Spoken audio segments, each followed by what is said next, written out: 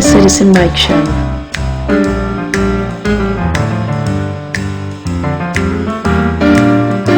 News. Commentary.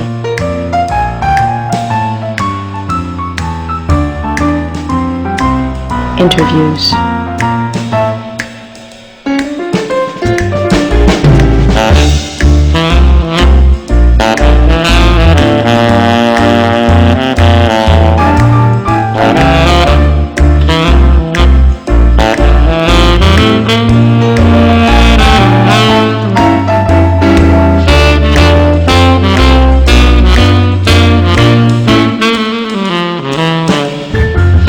The Citizen Mike Show starts now. Thanks for tuning in. We do appreciate it. My name is Mike Brodinski. This is the episode for March 1, 2018. On my right, the editor of the Record Journal, Ralph Tomaselli, and on my far right, the town hall reporter from the Record Journal, Matt Zabrook. Matt, thanks for coming on the show again. Yeah, thanks for having me. Okay. Everything in the news seems to be dealing, not everything, but, the shooting in Florida and the reaction to it, including the student protest.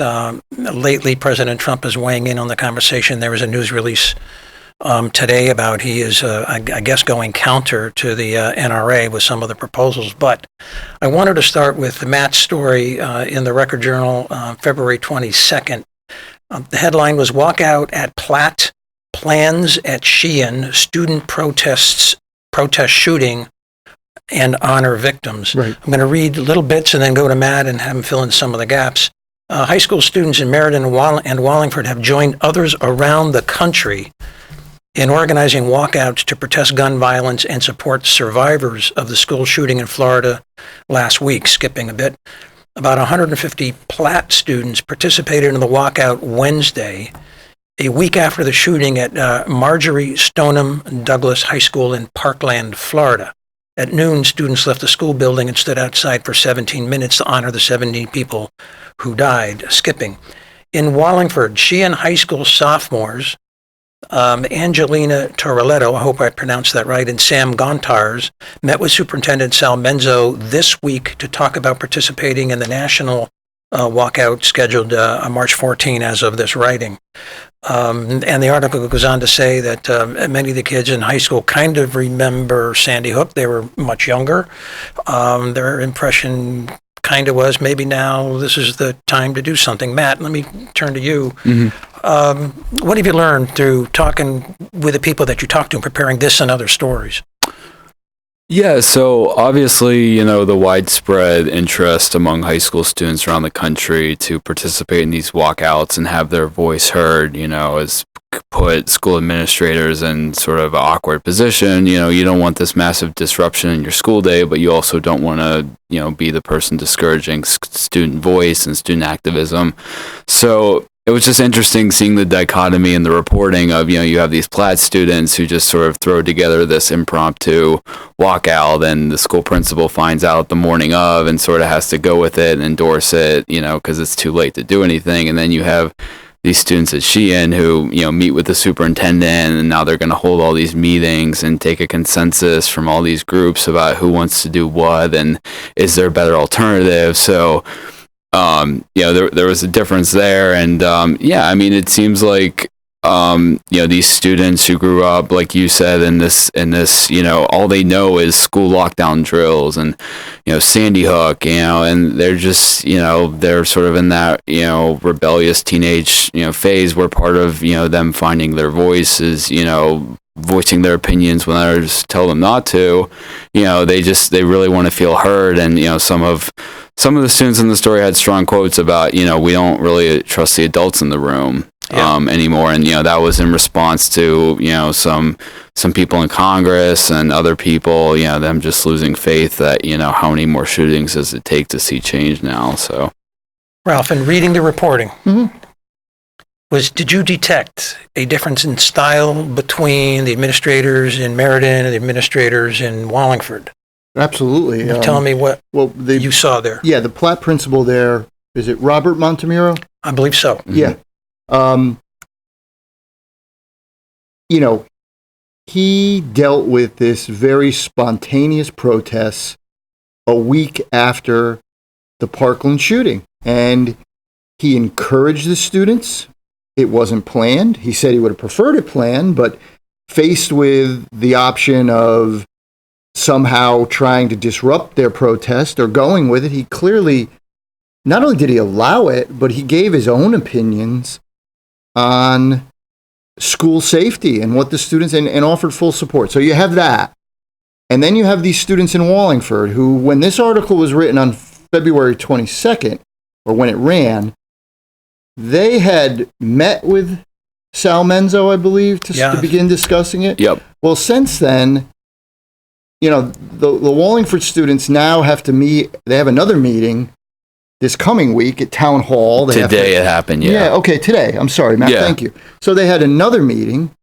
Southington's been a similar situation. There's been meetings, and there's been a lot of worry in both Wallingford and Southington about, you know, how this student protest takes place and whether everybody is in agreement with it and how should it be held and does it disrupt classes? And there's all these issues that they're adding on to it that whereas Montemuro just let the kids walk out, say what they had to say at a very raw time, and he was fine. Platt went on, and Platt is fine. From the perspective of the kids in Meriden, maybe it's better to ask forgiveness than permission. Exactly. You start asking for permission and get bogged down in bureaucracy.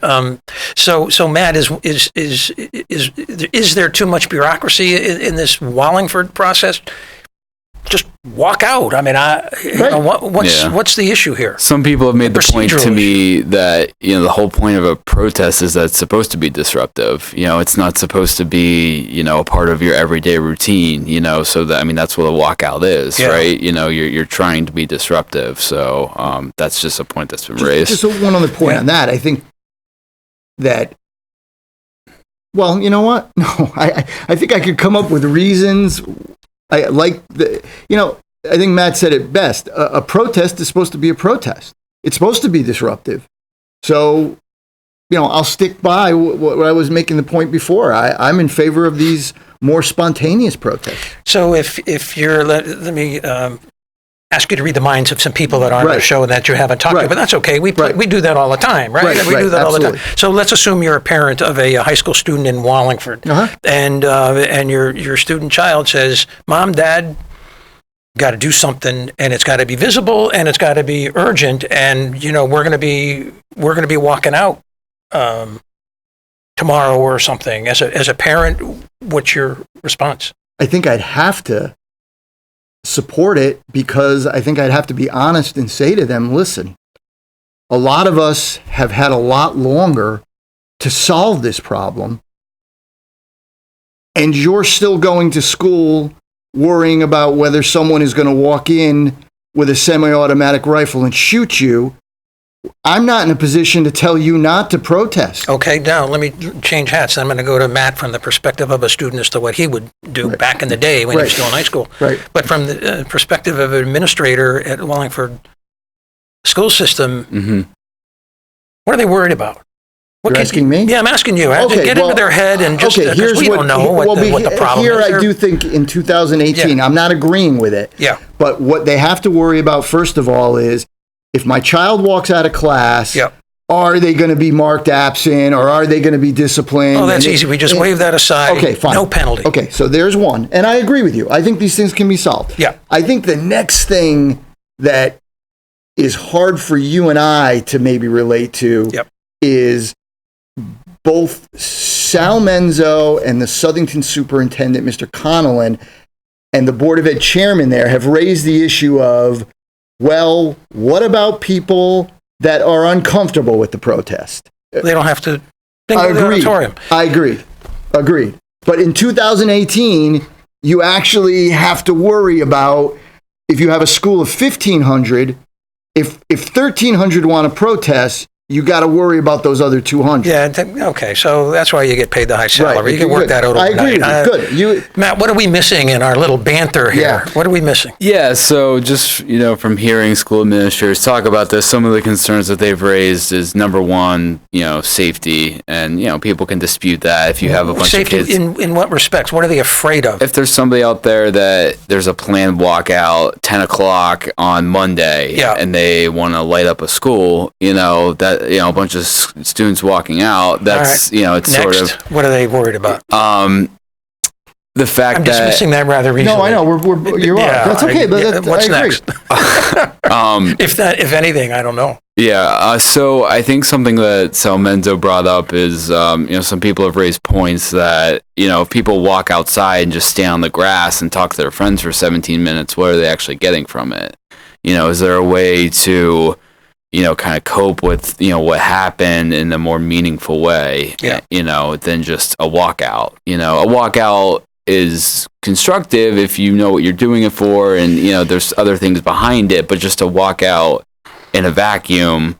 Okay, so Ralph, someone's a control freak here, I think. I agree. But I think Matt makes a good point. I think that is one of the reasons, but I agree that that it is being a control freak. yeah, on the issue of safety, I remember maybe 3-4 years ago, I think it was Wallingford High School was planning a trip to Paris, and this was right after the Paris shooting, and there was a big controversy, are children going to be safe? Right.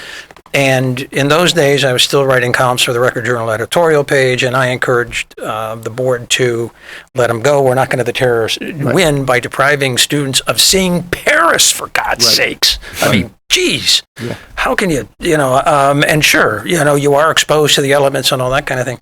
And on the other, to try to turn every school minute into classroom instruction, no, this is a protest, this is a walkout, you're on the grass and they are standing around. Mm-hmm. Just deal with it. These kinds of moments don't happen all the time. Yeah. So, Matt, let's wrap up this topic before we move on to the next. But do we miss anything? Was I too flip, do you think? No, I mean, and just the other thing, the superintendent and other school administrators are just, trying to be diplomatic about this. Like I said, holding meetings, understanding that other people don't feel the same way. There shouldn't be a walkout. So, all of a sudden you put it in their hands and, they have to do what they have to do and be diplomatic about it. If you were in high school today, would you want to walk out, or do we get a no comment out of you? I think I would, honestly, just reflecting back to, just sort of my sensibilities as a 16-year-old, I probably would have. Why not? Especially if somebody's going to tell me I can't do something. I mean, for a perfectly defendable cause, I was going to make the point. I think if you're a school administrator, a teacher, or a member of the Board of Education, and you want to improve the situation, you're missing a golden opportunity. Why not back these kids? Absolutely. You have been unable to if you believe in some of the changes they're arguing for, you've been unable to do it. Yeah. Why not get behind them, ride their coattails, and maybe get some things done? So here's the way, and then I really do want to go to the next topic in this category. So there's another way of doing it. When the kids from Sheehan High School indicated that they want to walk out, maybe the appropriate response should have been, we're going to help you do that, but do it day after tomorrow so we can just organize logistics. That's okay. And between 10:30 and 10:47, 17 minutes, we'll have it all set up. Good to go? Good to go. Is that so tough? Should take one day. It shouldn't be that tough. I just don't have patience for this. No, I know. So February 28th, front page, above the fold of the Record Journal, Matt writes a story, that's today. Mm-hmm. Yeah, town looks at school safety, and there's this big meeting, town hall, March 6th. It looks like town council, Board of Education, police department, fire department, Wallingford Youth and Social Services, and the Wallingford Health Department is holding a community conversation on school safety and mental health. Matt, what have you learned other than that you can fill in as to why, what they hope to accomplish? Did you talk to anybody about this? Yeah, so the way it's been explained to me by the superintendent is the first half hour or so of that 90-minute event will include a presentation by different departments, different committees about, what the town already does to make schools safe and what, it might have plans in the near future. And then the remaining hour is going to be a chance for parents. Students aren't invited to this, from what I've been told, to kind of get up and ask questions or give suggestions on how to improve school safety and mental health resources. So it's really, it's going back to kind of letting everyone have their say and getting feedback from the community. And if people can't attend, the school district has set up this Google Doc that you can submit suggestions to. So they're really just trying to kind of crowdsource suggestions. So if a year from now, someone says our schools aren't safe enough, well, we asked all of you, and so that's kind of what it's for. Yeah. So, Ralph, I wonder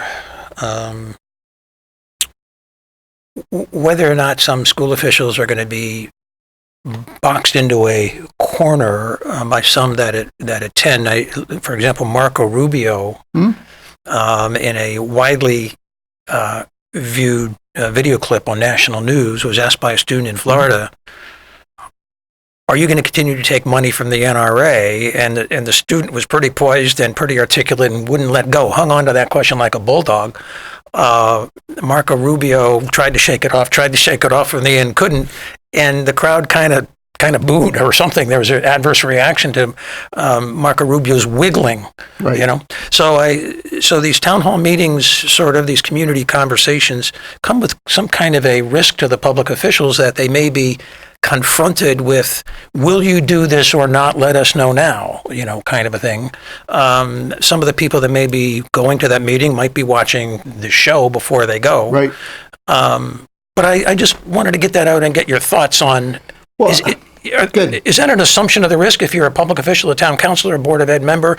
These things come up from time to time and you go to those meetings and it's your job to handle that kind of... Absolutely. Yeah, okay. I think you got to listen. I mean, whatever else you think about President Trump, he did sit there and listen, whatever you think about what he said. But I also wanted to make the point that, as a resident, I'm a little disappointed in this forum, and maybe I won't be after it's held, but you notice the name of this forum? A community conversation on school safety and mental health. Not on guns, young man. The issue that these students are, these students who actually were in a high school that was shot up, some cowering for fear in closets, texting relatives saying, I may never see you again. They're talking about guns. And I guarantee you, anybody who was in that situation would also be talking about guns. But the officials that are planning this, for some reason, don't want to say guns. And as a resident, I am extremely disappointed. What is wrong with a school superintendent, a police chief, a mayor, or a board of education member simply saying, listen, if you were 18 years old, you could not buy a pack of cigarettes, you could not buy alcohol, you could not rent a car, other basic things you could not do. We immediately stop you from doing it. But you could walk in and buy a gun in some states. What's wrong with questioning that? That's not questioning the right of law-abiding people to carry guns. That's making an important point. I inferred that one of the points that you were making is there seems to be a subliminal attempt to discourage a conversation on guns, and you're objecting to that. Yeah, why? I think you are. Okay. Not only that, I'm saying that it's easy when you haven't been in a school that's been shot up to use these kind of phrases, but look at these kids who came out of this school. Were they talking about, did they say they want school safety and mental health? I mean, certainly they raised those issues, but their issue is why could a 19-year-old with mental problems walk into a store and buy a semi-automatic and shoot up my school? Yeah. Matt, your reaction to our conversation here. I guess I'll just balance out the other side, just because you guys had strong opinions. I mean, what is a local town councilor or a local representative supposed to do about gun laws? I mean, that's kind of out of their jurisdiction. So why spend an hour arguing with moms and dads about the merit of gun control when you could be talking about school safety or mental health resources locally, something they have control over. Well, I think that's the practical end of this, and that's the politicians' interest in maybe avoiding this whole meeting. But I think what the students are saying nationally, to their politicians, their leaders, to their adults in their lives, are you with us or are you not? Yeah, I think... So wiggle out of that one, Roxanne McKay and Vinnie Cervoni and Mayor Dickinson and Sal Menzo. Right. So we'll just wiggle away, Are you with us or are you not? And they say, well, with us on what point and all this kind of, you don't get it? I mean... Right. Although I want to just, I'm being a bit simplistic, but I think you're not. And we got to address this on that primal sort of level. And Matt makes a good point that at least at the start of the show, you and I have had strong opinions. But and that's okay. But I just want to make, I think I made it my last point. I just want to make it clear. Because I think that both sides of this issue mischaracterize the other side. I am not questioning the right of law-abiding gun owners to have rifles or handguns to protect themselves or even conceal and carry. I am not anti-gun. I'm not against people having guns. I'm just against 19-year-olds being able to walk in and buy semi-automatic rifles. That's what I'm against. So I just want to read a couple of lines that appeared in the press. This is part of an article by a Record Journal alumni, Russell Blair. Yes. But it's for the Hartford Courant, and is I think this past week. He says students are in the national spotlight after 17 people were killed in a mass shooting at a Florida high school. And I'm going to digress here. So Wallingford students, Meriden students, other students around the state may also want to be in the national spotlight because this is their moment to make a statement. So let me go back. Students are in the national spotlight after 17 people were killed in a mass shooting at a Florida high school, and they have played a key role in the ensuing debate about gun control and school security. And Wallingford students and Meriden students may also want to play a key role. Right. And being bureaucratized to death with meetings and, it may not be in what they're looking for. After years of debate since the Sandy Hook Elementary School shootings, teenagers have suddenly injected new momentum and deeply felt passion. And Wallingford students may also want to join in that new momentum and share their deeply felt passions. And I'm sort of taking the kids' side of this, obviously, because that's where I think history is, into what has been a stalled gun control movement. Let me skip to a Colin McEnroe piece that was in the Hartford Courant. Kids Go on Guns, where adults fear to tread, is the title of this op-ed by Colin McEnroe. When cable news came, these teenagers, they're talking about the Florida kids, these teenagers were comfortable and natural on camera. They had been making YouTube videos for at least half their lives. They know how to talk into a lens. One of these students began it with, "Please, we're children. You guys are the adults. You need to take some action, play a role, work together, get over your politics and get something done." I'm skipping a bit here. Bill O'Reilly said the media should shut them down because their young emotions were too raw. They tore them apart on Twitter. The students. Former Republican U.S. Representative Jack Kingston said the students were coached and orchestrated by left-wing grown-ups, adding cluelessly, "Do we really think 17-year-olds are going to organize a nationwide rally?" They tore them apart on Twitter. Reptilian commentator Dinesh D'Souza attempted to mock their anguish as they watched the Florida legislature turn back their first attempt at an AR-15 ban. "Worst news since their parents told them to get summer jobs," he said. They tore them apart on Twitter. So the kids are fighting back, and I agree with Colin McEnroe here. He says, nobody cares what Rachel, meaning Rachel Maddow, Sean Hannity, or Anderson Cooper have to say right now. You guys, the kids, have the spotlight. I've never been happier to stand aside and clap. So says Colin McEnroe of these high school kids. Okay, and I just want to add one point to that real quickly. Do. Just to show you how influential this movement has been, Yeah. as we tape this today, Walmart has come out and said they will not sell guns and ammunition to people under 21. Yeah. So it's funny, Mike.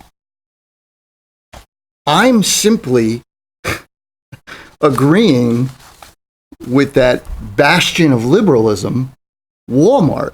And meanwhile, local officials can't even, who in a certainly a purple state, I would say a blue state, local officials in a blue state can't even line up with Walmart. Right. That's right. So, two quick headlines, and we're going to go over to Matt to get his reaction again to what we said. So this is the Record Journal on February 24th, Saturday. More companies end ties with the NRA, and it lists all those companies we've seen on television.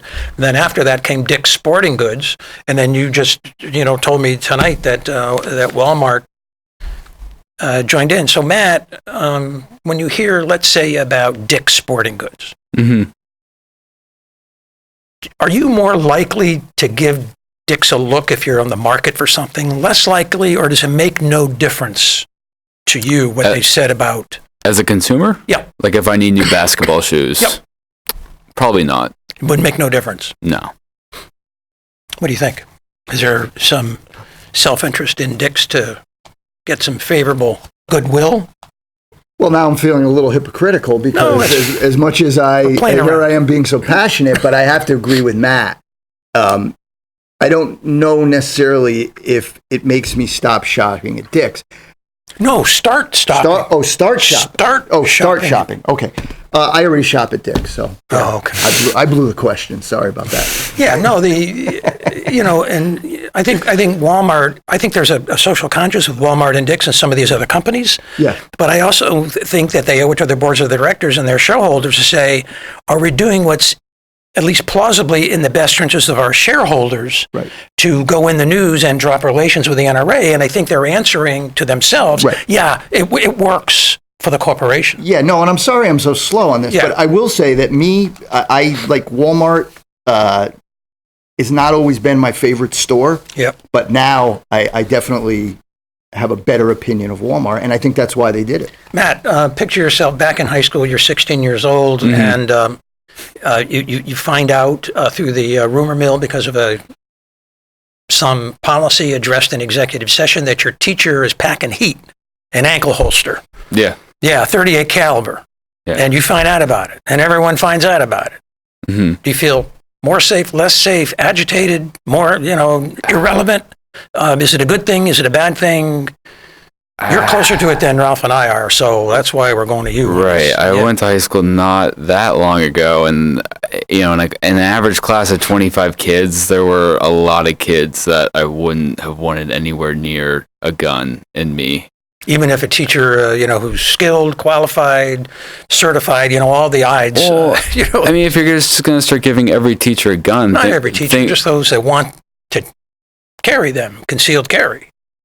Well, if one teacher has a gun, doesn't that kind of force, pressure other teachers down the hall to have a gun? Like, if your neighbor has a gun, I don't know. But as a student, how would you? Not any more safer, probably less safe. The closer you are to a gun, I mean, the more... I don't want to get wrapped up in a gun debate, but... I'm trying to wrap you up in a gun debate. Yeah, but so I wouldn't have wanted teachers with guns in high school. It just, So this is part of the student protest. Do the students have a voice in this? Do they have a vote in this? Do teachers carry guns? Do the students? Well, I think on or is this an adult decision? Well, pragmatically, as we know, it is an adult decision, and in fact, one thing that hasn't been brought up by anybody is, I would imagine it's a contractual issue, Mike, isn't it? Right. Well, the employer is not requiring, under my hypothetical, that any one teacher pack heat. I think what they would do is send a letter to the union or something, say we're going to ask for teacher volunteers who meet the qualifications that we, the Board of Education, set for those teachers that carry a gun. And so a teacher who volunteers, I probably wouldn't have a problem with a union. But that doesn't have to be negotiated? I bet with a letter, with a side letter, I think you could get around that. I wouldn't throw a labor. I don't think that would be. Right. Now, I guess if another teacher grieved that, Yeah, that's what I'm thinking. on the grounds that their working conditions have been that's changed. what I'm thinking. That's interesting. That is exactly that's what I'm thinking. interesting. If I file a don't know. grievance, Well, we're going to have Erin Corso, who is a newly elected Board of Ed member, on the good. show next Excellent. week, and she will have gone to this meeting by the time we Good. talk with her next Wednesday. But we're going to redo this whole thread of conversation. right. Well, not quite, but we'll listen to what she has. But we're going to have a totally different insight and Right. learn a lot more. Right. So let's change it. Last night, Tuesday night at the council meeting, Chris Shortell, to his credit, put an item on the agenda, which was long overdue. And I give Chris Shortell credit for putting this on the agenda because it's sort of a complicated, dry subject matter. And a lot of folks are terrified about talking about pensions, investments, return on investment, interest rates, capital gains, Dow Jones Industrial. A lot of people are just terrified to talk about that. But Chris put it on the agenda, and there is maybe a 45-minute discussion about the Wallingford pension plan. Okay.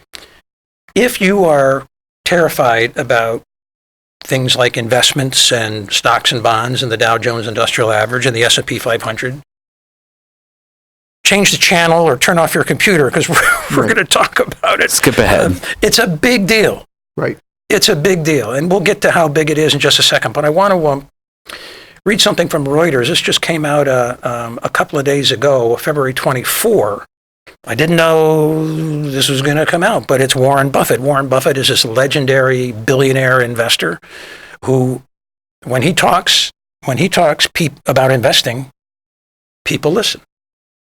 So Warren Buffett says, this is again Reuters, Buffett says, terrible mistake for long-term investors to be in bonds. Terrible mistake. It starts this way. Billionaire Warren Buffett prodded ordinary investors on Saturday to stay invested in U.S. stocks.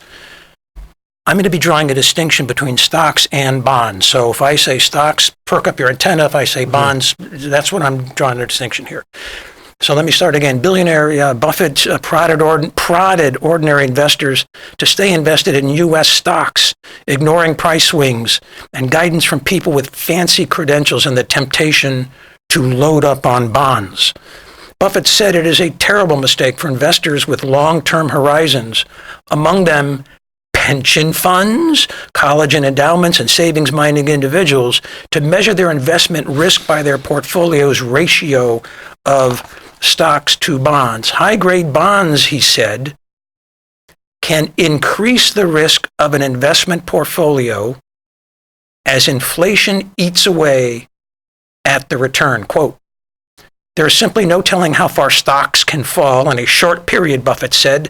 As an investor's investment horizon lengthens, however, a diversified portfolio of U.S. equities becomes progressively less risky than bonds, assuming that the stocks are purchased at a reasonable price. I'm going to skip a lot, but he's known as the Oracle of Omaha. He's 87 and suggested U.S. stocks are probably the best bet over time rather than bonds. And he said in 2014, so this is not anything new, he said in 2014 that the money that he's going to give to his wife when he dies is going to be in 90% U.S. equities, the S&P 500, the Standard & Poor 500 index, which is the basket of stocks of the 500 largest companies on the New York Stock Exchange, equities. That's where he would put his money. 90% and 10% would go in bonds. So said Warren Buffett. Inc. magazine covered the same story, and they boiled it down this way. Warren Buffett just came out with 4 great pieces of investment advice. 1, if the stock market tanks, consider it an opportunity, meaning a buying opportunity. 2, let me just turn the page. Avoid bonds. 3, don't do too much buying and selling. And 3, avoid funds with high fees. So fast forward now to the meeting last night, and come to find out that the Wallingford pension plan has $65 million in fixed income in bonds, cash equivalents. So Warren Buffett says, terrible mistake for long-term investors to be in bonds. Wallingford's pension plan has $65 million worth of bonds and $126 million, I'm rounding a little bit, in equities. Now, why is this a big deal? Currently, the Wallingford Pension Trust has around $210 million in assets. It's a big deal. Market value, $210 million. It's a big deal. And every year, or coming up every year, there's going to be about $7 to $8 million put into the budget that we pay in our mill rates, $7 to $8 million put into the pension trust. So getting a little bit, having a sort of a working knowledge is very valuable. I think to taxpayers that want to follow this, and that's why it was good that Chris Shortell put this on the agenda. Now, how do we measure the terrible mistake, if Wallingford is making one, and it is? How do we measure that? And so I came up with a couple of measures. And let me see if I can work through this. 65 million in bonds. Warren Buffett says, what are you doing? Are you serious? And so the first question is, why does Wallingford need 65 million? And the answer is they don't need 65 million to meet any expenses or benefits paid out. They don't need nearly that to pay to retirees. So I'm saying 65 million, tell you what, take 40 million, leaving 25 million in bonds, which is more than you would ever need. And I'll address that in a minute or two.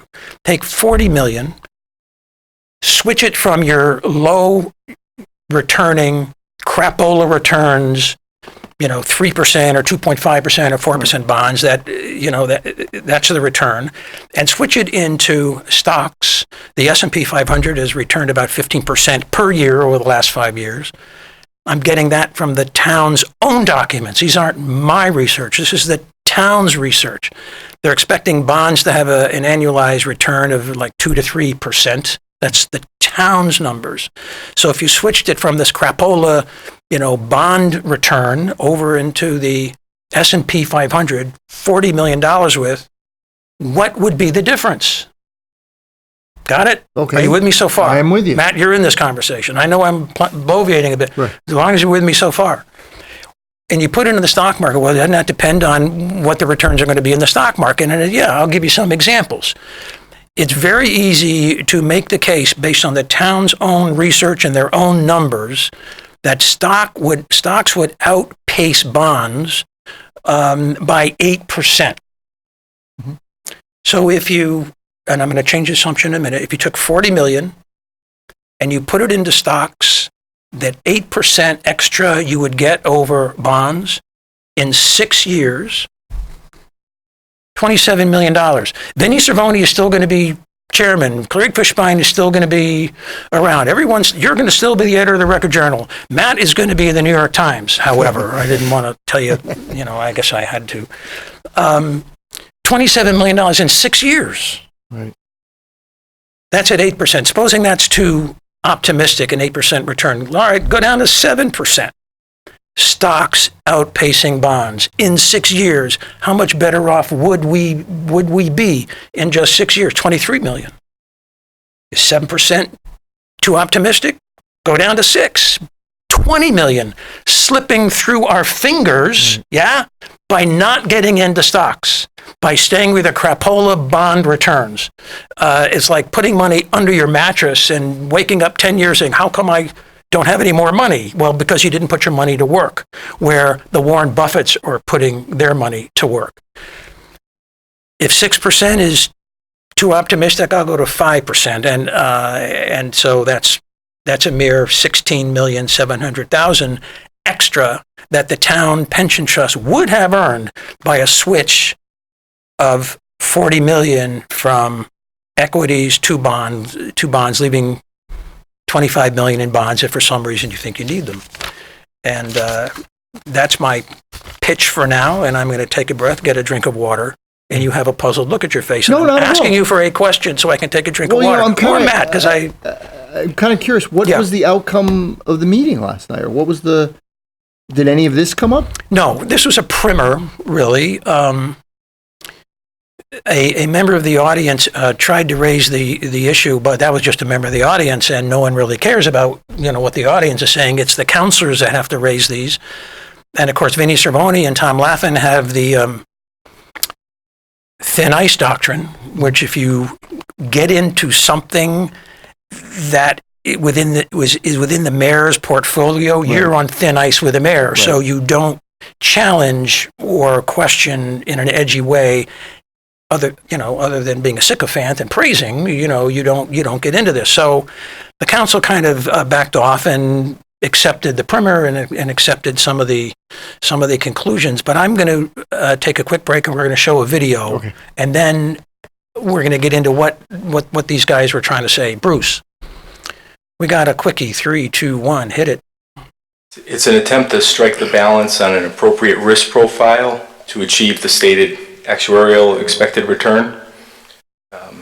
Equities outperform bonds. The asset allocation is reviewed regularly by the commission with us in trying to strike that balance. I would say the counterpoint would be an environment like 2008, where if you were 100% equities, your value would have gone down in half. Your required contribution, the town's required contribution, would have gone up dramatically as a result of that. And that's the balance that the commission, I believe, tries to strike. And Bruce, don't tuck that away too long. We're going to replay that again on a cue. And I didn't set this video up very well with you guys. The question was, why do you have about 1/3 in bonds and 2/3 in stocks? What's the justification for that? And he was trying to address it. Part of that answer was, stocks do outpace bonds. But remember the 2008 crash, right? That's Right. part of what he said. And so either, I guess the follow-up question would be, okay, knowing now, or if you knew then, what you know now, would you have done everything the exact same way, kept 1/3 of your money in bonds? Are you saying that we're better off today because you were 1/3 in bonds? That question was never asked, and the answer would have to be, I wish I was 90% in stocks because the stock markets have reached record highs. Right. I wish we had been in stocks, but that's not the answer. The other suggestion that this guy is making, that they can outsmart the market. They're beating the market because, hey, the market went down in 2008 and 9 and 10, but we're kind of beating that because we were in bonds. That question was never asked, and they're not beating the market. They're lagging the market because the S&P is doing much better. The Standard and Poor, index is doing much better than the Wallingford Pension Fund. Bruce, let's hit that video just one more time. 3, 2, 1, go. it's an attempt to strike the balance on an appropriate risk profile to achieve the stated actuarial expected return. Equities outperform bonds. The asset allocation is reviewed regularly by the commission with us in trying to strike that balance. I would say the counterpoint would be an environment like 2008, where if you were 100% equities, your value would have gone down in half. Your required contribution, the town's required contribution, would have gone up dramatically as a result of that. And that's the balance that the commission, I believe, tries to strike. So it's very easy to demonstrate that if we had been 90% in stocks and 10% in bonds from that period of time, our pension contribution would be a lot lower today, that crash notwithstanding. Are you rolling over and playing dead here? Because we'll move on to another. No, I wanted to ask. Okay. He references the pension. He references the commission, Pension Commission. the pension commission, and who is on the pension commission? I didn't bring the roster No, of I mean, names, is but it- Jim Bowes is one of the representatives, and Jim Hutt, the personnel director, is in another. And there's 3 other members of the public who have experience in finances or the market. Okay, good. Okay. My next favorite story is the North Pole. I like climate change stories. Absolutely. And I like them because I think people should know about it, because I've said for many, many, many years, this is the biggest story of our century, of our time, in my view. And this comes out of the Washington Post. February 26. The sun won't rise at the North Pole until March 20, and it's normally close to the coldest time of year, but an extraordinary and possibly historic thaw swelled over the tip of the planet this weekend. Analysis show that the temperature warmed to the melting point as an enormous storm pumped an intense pulse of heat through the Greenland Sea. Temperatures may have soared as high as 35 degrees Fahrenheit. That's above freezing? North Pole? Right. February? Seems Are you warm. serious? According to a U.S. global forecast system model, while there are no direct measurements, there are other studies, and this guy at the University of California at Irvine confirmed that several independent analyses showed it's very close to freezing, which is more than 50 degrees above normal. The warm intrusion penetrated right through the heart of the Central Arctic, this scientist said. I got no more than that, other than that we're going to continue to work on these global warming stories because sort of major stuff. Would you rather talk about CMEC or the Bristol-Myers? CMEC first. Okay, why? Why'd you pick that? I figured. Matt, what do we know about CMEC? Right. Anything new from your end, or are you relying on me to carry this? Not a whole lot. Not a whole lot. So I think we're about a month away from some sort of result. Throughout the course of the CMEC thing, I've been on the show, and I've written back in the days I was writing that a settlement is probably the best thing to do. And on the show, I've said Wallingford should settle it because if they settle it, they can spin the result any way they want. They can control the terms of whatever happens, and they can explain it their own way, and there's no way to fact check them. So why wouldn't you do that? You could claim a savings of $4 million, $7 million, $11 million. You can do anything you want. And what are you guys going to do about it? You got nothing to do but quote them. Right. And then it gets in the public domain. Wow, Wallingford saved $7 million with the settlement. And it may not even be close to true, not because they're necessarily intentionally falsifying, although I don't rule that out, but the assumptions of future savings based on future billings assumes a certain set of facts. And unless they're giving you the underlying assumptions, well, if we buy 10 million units, in this particular year, but suppose they don't buy 10 million units. Suppose the price of electricity goes down. I mean, it's all kinds of things. Right. But the settlement could involve, and an arbitrator's award probably would involve, changes in billing procedures, changes in accounting procedures, and then after that, let the chips fall where they may as far as a dollar amount. I mean, who knows what's going to happen 5 years from now? But I think that's coming, and I'm just saying watch out for the spin, if any, that accompanies the result. Right. That's all. But don't you think some of the things the judges said, and not opinion, The arbitrator? excuse me, has said about the way Wallingford's conducted this case, those still stand no matter Sure. what settlement is. Well, about half of Wallingford's case was wiped out with a decision last fall. A big blow at about the same time Jerry Phil Sr. at a council meeting, about the time he said, there's no new developments. He answered a question from a member of the public. No new developments. Meanwhile, the arbitrator, bam, Right. And then there was another very critical decision, I think, shortly after, several months after that. Meanwhile, the legal fees keep growing and growing and growing. Right. I think that at this point, I looked at all the bills last year, I think it was in May or June, involving the controversy, not just the arbitration, which is just a piece of the time, because the controversy started before the arbitration, probably closer to $3 million in expenses than $2 million at this point. Bristol-Myers. Matt, you wrote about the Bristol-Myers matter, front page, February 27, Tuesday. Mm-hmm. What's going on? What did you learn about this Bristol-Myers lawsuit? Right. So as anybody watching this show right now probably heard, Bristol-Myers sold their property to a real estate firm in Massachusetts who's now looking to lease it out to preferably a biotech company because that's what the building's made for. But, there's other options there too. So the property sale was finalized, and so now the town is arguing, well, you sued us to appeal this decision. The Planning and Zoning Commission eliminated education as a use in the I-5 zone where Bristol Myers is located, which prevented a sale to a boarding school. And that issue has been going on for about a year. So the town is saying, well, you don't own the property anymore. You're not aggrieved. You have to be aggrieved throughout the appeal process. So therefore, let's dismiss this and just, walk away. Yeah.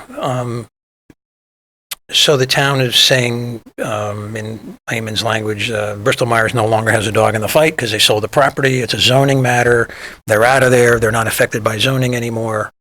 I watch for two things. Mm-hmm. One is that Bristol Myers doesn't bother to contest the motion filed by the law department and allows the matter to be dismissed because they have no right. They have no dog in the fight. They have no claim they want to make.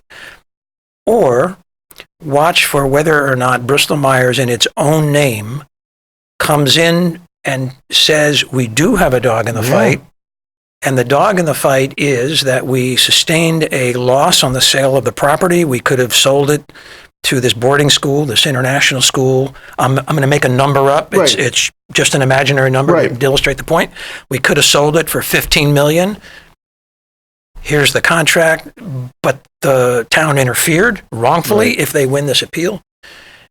And we had to sell it for $5 million. We have a $10 million loss. So Bristol Myers, if that's their game plan, would come in and fight off this motion to dismiss. There are some substantial legal problems, but it would go to the Connecticut Supreme Court for that kind of money because there's some very close legal questions here. But that's what we got to watch for. If Bristol Myers comes in and contests, there's a bigger lawsuit coming down. And if they let it go, it's over. And that'll shake out in, I bet, 2 weeks, 3 weeks, something like that. Matt, any final thoughts on my comments, or are we? No, it's interesting because, the terms of that potential sale that was blocked by the commission's decision have never been disclosed. We don't know, who the boarding school was who was trying to buy it. And if Bristol Myers, pursues this lawsuit, this follow-up lawsuit that you're talking about, all that would kind of come out into the public. Yeah. It doesn't matter now because the building is sold, but, just sort of something to look forward to. Let's make that last word. Okay. Yeah. Did you have something on the tip of your tongue? No, not at all. All right. Matt, thanks for coming on the Citizen Mike Show again. We appreciate your insight and filling us in, and thank you, our viewers, for watching.